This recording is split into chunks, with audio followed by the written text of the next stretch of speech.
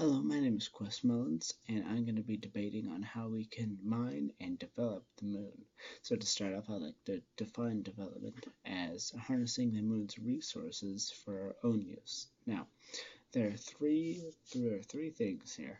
First off, helium-3 is what we'd be mining for. We'd also be mining for titanium, and we'd also be mining for water. So, helium-3 can provide clean energy. Titanium provides a very strong structure and is very resilient. And then water, we use it to grow our food and we drink it. It's just something that we need every day. So, with that in mind, let's start. So, first off, helium-3. Why do we need to mine helium-3? Well, the only way that we can actually get helium-3 on Earth currently is through deploying or working on nuclear weapons, and obviously that's very impractical to only do that because we don't want to be setting off these nuclear firearms, and they don't even provide a lot of helium-3. And the reason why helium-3 is actually so significant is because it is a stable isotope. Unlike helium-4, which is normally here on Earth, helium-4 has 2 protons, 2 neutrons, 2 electrons, but helium-3 has 2 protons, 2 electrons, and 1 neutron, that way making it more stable. And so that means that we can use it as a clean energy source with no residual effect that negatively affects the environment. It basically makes it so we have clean energy. But the way that we need to mine helium-3 from the moon is to actually gather it from the regolith, which is the moon soil. We need to gather it from the regolith and smelt the regolith, which smelting is essentially heating up a material.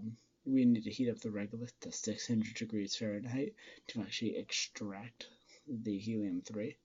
And why it's on the moon but not on Earth is because the moon has no atmosphere, or it does, but it's not as strong as the Earth's atmosphere.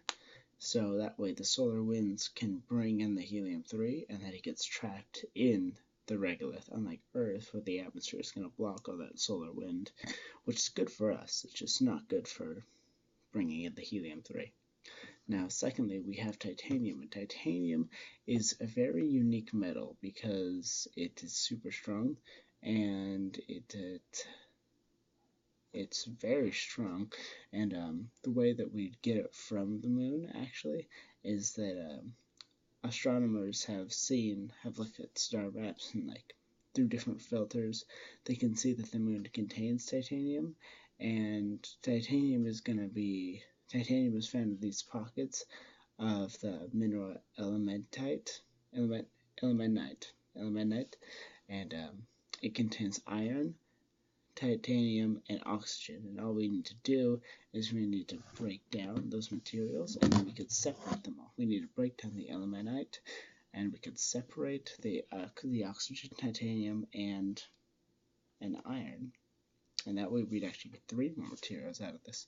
Now, titanium is also very great because since it's so light and so strong, we can build colonies, moon bases, any sort of habitat on the moon, and we can also build rockets on the moon too, all using this titanium that we don't even have to take off Earth or bring back to Earth.